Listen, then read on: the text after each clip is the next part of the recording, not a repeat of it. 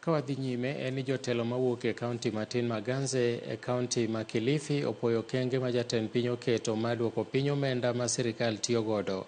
Jotelo yango ni mang' jatend piny romo mane obago kod jofwambo nyoro lando okenge mag duoko piny omenda ma sirikal tiyo godo.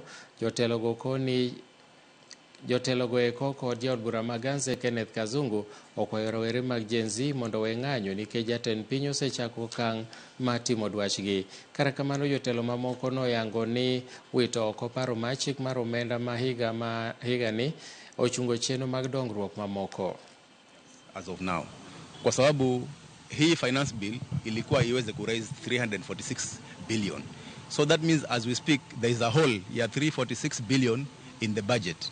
The only way now he can mitigate that ni lazima sasa afanye mikakati kama apunguze budget ya hizo state corporation, aweze kuzicollapse zingine asiweze kuvunjiliwa mbali, aweze kufanya austerity measures katika ofisi yake, afanye budget cuts katika kila ministry kuhakikisha kwamba at least there is enough money at least to run government.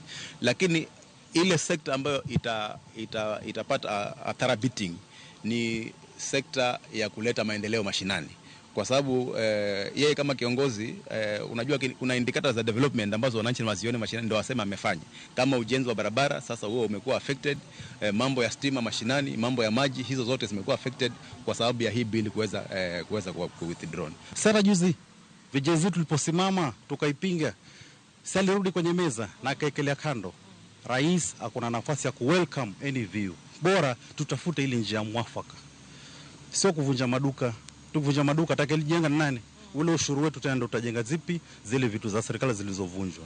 Sasa hata kama tuko na right decision and opinion, kuna njia mwafaka ya kufuata, si ya kuvunja na kupoizi pesa kidogo kidogo na wanasiasa.